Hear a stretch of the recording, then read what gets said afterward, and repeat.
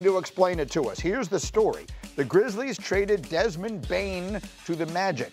4 unprotected first-round picks, plus Kentavious Caldwell-Pope and Cole Anthony go in this deal. But the headline is Desmond Bane traded away from the Grizzlies. And so, Wendy, this got your fingers up in the air. As I was watching your coverage of this yesterday during my travels, this reminded me a little bit of you talking about Utah, saying this is a very strange trade. Why would they do that? Why would they do this? Wendy, explain why this is so interesting and what could happen now.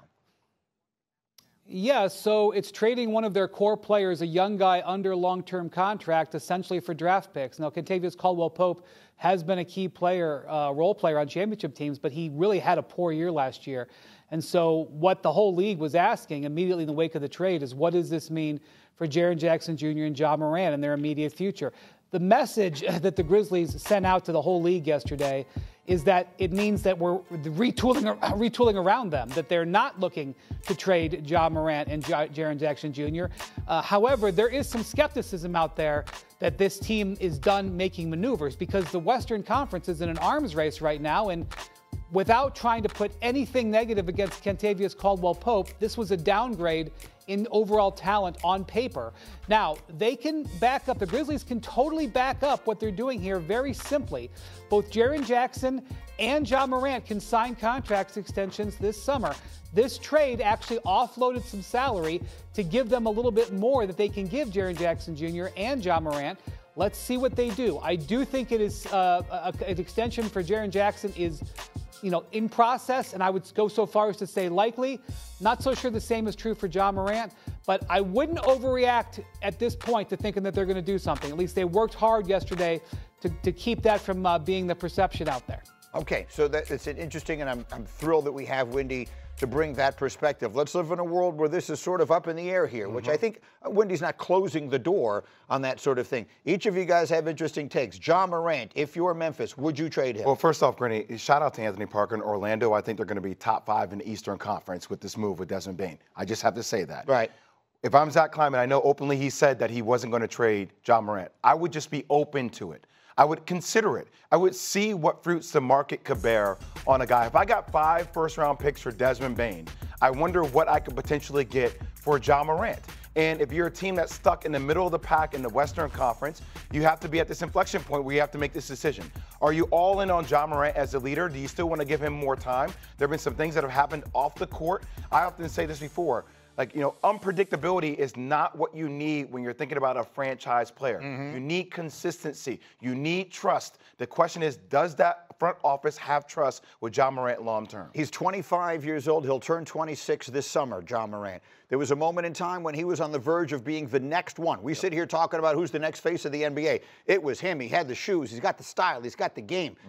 We've seen all the things that have happened, both on and off the floor with him. Is he still that? Is he someone that a team should be looking to trade everything in the world to try and get and build a franchise around? Not right now. I need to see more. I actually think, the value-wise on the open market, I think there'd be a lot of teams because of the issues that he's had. More recently, the memory is of the suspensions, the behavior, and also injuries. He and Zion were 1 and 2 in that draft, right? Yes. And those were 2 guys we thought easily could take the league, take the torch, and carry the league forward. Neither one of them have done it, and it has not because of what they've done on the basketball court. They've both been phenomenal when they're playing. The problem is all the other stuff that's going on. So Ja's got that right now on his case. So I wouldn't really be 5 first-round picks. Again, Mikal Bridges and now Desmond Bane. I don't know if I'm ready to give my franchise to a player like this until he shows me that he can stay healthy and also not get into all the other issues. 25 years old. I mean, just again, I'm so careful where we can put coach here because he's actively coaching another team right now. I know it's complicated, but when you watch him play, when you prepare for him and all that kind of stuff, what is Ja Morant right now? Defensively, you got to put all hands on deck. He is still the guy, right? And one of the things when you're building an organization or building a franchise, depending on your market, like the Memphis Grizzlies have to draft well, and they've done that in drafting a guy like Ja Morant. you have a #1 player, right? Obviously, he's got to get on the floor, stay healthy. We all know all those things. But with 3 weeks to go in the season, the Memphis Grizzlies in a tough Western Conference were the 4th seed. So if you take a look at that, and he was obviously the catalyst of that, so he's still a guy that can carry a team and be the #1 guy, and that's what you have to have if you want to give yourself a chance to win championships. Something weird was going on because that was happening, and then they fired the coach, like right in that Well, and juncture that might of have had time something there. to do with Ja Morant. Keep that in mind as well. But if I'm looking at anybody, if you want to poach somebody off this roster, if you're a team that's wondering what's going on there, if you're doing the windy fingers as well, if I'm the Lakers and I'm the Warriors, I'm checking in on Jaren Jackson. He's due a contract, an extension, if he gets when he's got 1 year left. At 27, does he say to himself, is this where I really want to be for the rest of my career, or can I get better opportunities somewhere else? So those two teams, what a perfect fit he would be. It would cost a ton, but if you're trying to win a championship with Steph Curry or LeBron James, you'll put it all on the table for a guy like that. We know, Wendy, that the Lakers need a big. I mean, Jaren Jackson, it feels like that would be, is that pie in the sky? Is that a dream scenario? No, is there a world? No chance. No chance. Absolutely not worth the discussion. And look, I think that Jaren Jackson, he's now in position to sign a contract extension of over $200 million. I would feel like that's very strongly going to happen. On the Ja Morant front, that's a different discussion. I would kind of be surprised if the Grizzlies were willing to give a $200 million extension to Ja at this point. And I would just say that as far as a Ja Morant trade, this would be a terrible time to trade him. Even if you wanted to, his value is not where it is.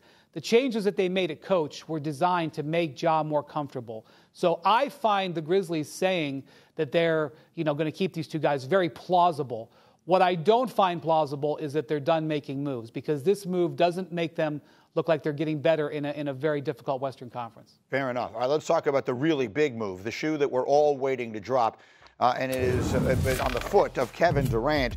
The Suns are lining up their trade partners. He has listed the Heat, the Spurs, and the Rockets, KD has, as his preferred destinations. The Suns have made it clear they'll make the best deal for their franchise, even if it means trading KD to a team outside of that list. So, Winman, what do we need to know? Let me describe this as the Durant triangle, Greeny. I want you to think about the three sides of this, okay? To make a Durant trade, you need the Suns to be happy with the offer. That's most important. 2, you need KD, in theory at least, to be somewhat comfortable with where he's going. And 3, the team that he's going to has to be comfortable with the contract. And what I mean by that, he's got 1 year left at about $55 million.